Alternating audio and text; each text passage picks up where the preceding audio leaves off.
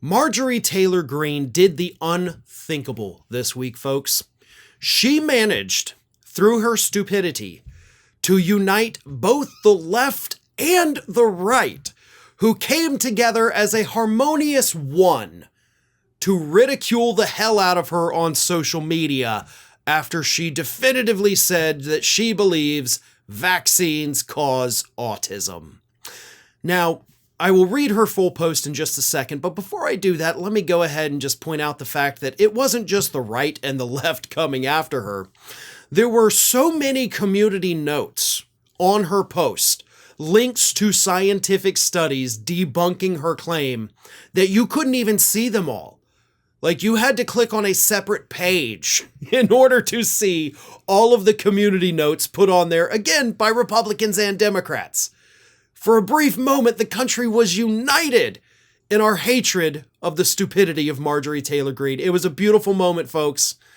But here is what Greene said. I fully believe vaccines cause autism. It's another example of crimes against humanity, and innocent babies, children, and their families are the victims. First and foremost, that is insulting to every autistic person in the world. Like, oh my God, you're the victim. This is the worst. Like, you're denigrating autistic people by acting like this is the worst thing in the world that can happen to a human being. Like, that is degrading in and of itself. Secondly, there is no science that backs this up. And when I say there's no science, I'm not saying most scientific studies don't back this up. I'm literally telling you there is not a single scientific study that has found a link between vaccines and autism. This is a lie that has been going on for a couple decades now. It began in the 90s with that doctor Wakefield, who of course got, his medical license revoked for being so wrong about it. But it persists. Even though that data was found to be completely incorrect from his study, it still persists. And Donald Trump himself, of course, recently mentioned that, oh yeah, the rates of autism have increased. Obviously something's going on. Yeah, do you know what's going on? This is actually a very simple reason why diagnoses of autism have increased. Here it is. It's very simple. The diagnostic criteria have evolved.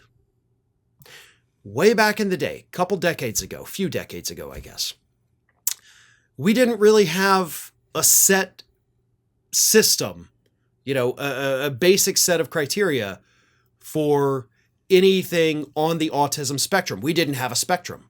We had autistic or not autistic. So if you didn't meet those criteria from the old days, you weren't considered autistic. But now we know it is in fact a spectrum. So more things today would put somebody on the spectrum than they would have 30 years ago. So it's not that the rates of autism have increased. It's that we are now recognizing more and more things as being a part of that spectrum. Science has evolved. Autism has not. That's what this is. There's a lot of us today that as children, possibly even as adults, would probably fall somewhere on the spectrum. But because we didn't show some of the more, intense symptoms, I guess, when we were younger, we were never tested. But we still have those characteristics that if we were tested today would likely put us on there. And that's not because of vaccines, it's because of the evolving diagnostic criteria. That's it, folks. That is the explanation. That's why this increase has happened. Not because people are getting more vaccines, but because we're finally able to recognize more things as being a part of that spectrum. Thanks for watching, everybody. And if you're not already, please subscribe to the channel. We got fresh content every day for you. And if you want to follow us across social media, make sure you check out all of the social links that we have posted in the description of this video.